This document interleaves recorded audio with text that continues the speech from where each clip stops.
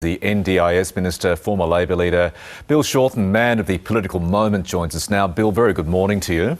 Good morning, Michael. You've obviously been talking with family and friends about this decision for some time. Are you relieved now you've actually made the announcement?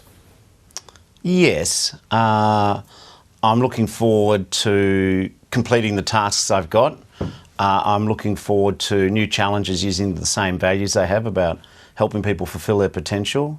I've been quite overwhelmed by the tsunami of messages. Some people saying don't go, a few people saying you should have never started, but just a general amount of good wishes. But I really feel just incredibly lucky to have been here.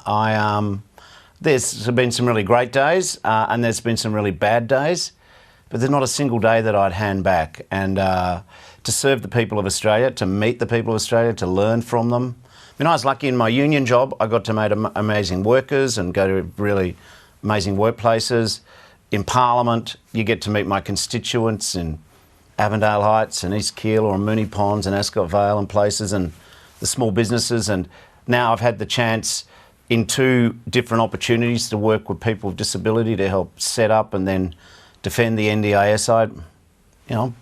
I'm very, and also I've seen our ADF overseas. I'm just incredibly lucky. I think it's, I owe everyone else so much. We've known each other since your union days back in Melbourne. You've always, Bill, been intensely ambitious. You've been upfront about that. You've hungered for the job of Prime Minister of Australia. You had two goes at it, of course, failed on both occasions. Now leaving Parliament, you will never be in the frame to be a potential Prime Minister of Australia. Are you at peace with that?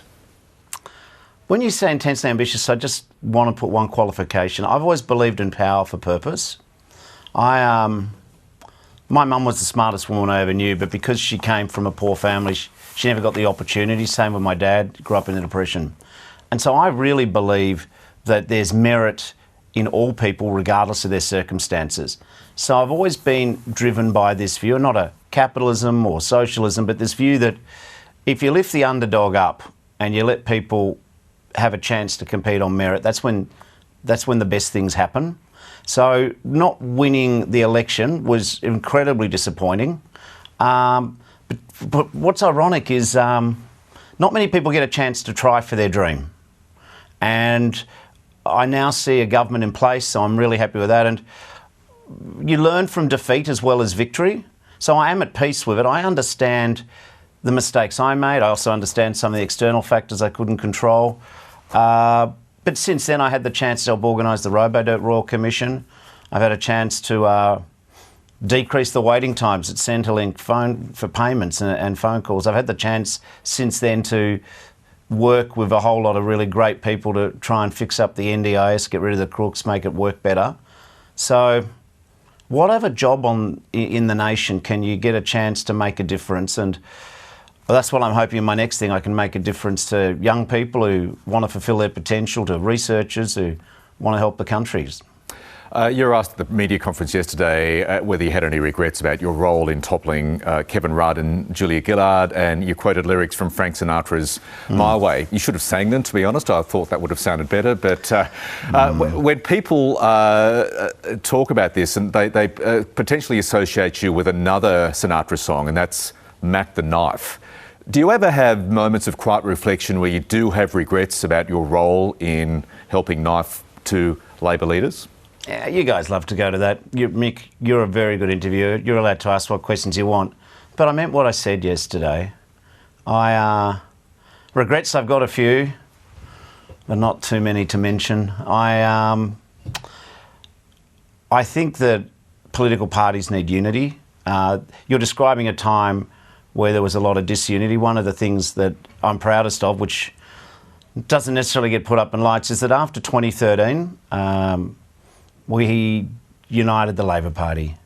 And sure, we came close in 2016, we came close again in 2019. Anthony finally sealed the deal with the electorate in 2022.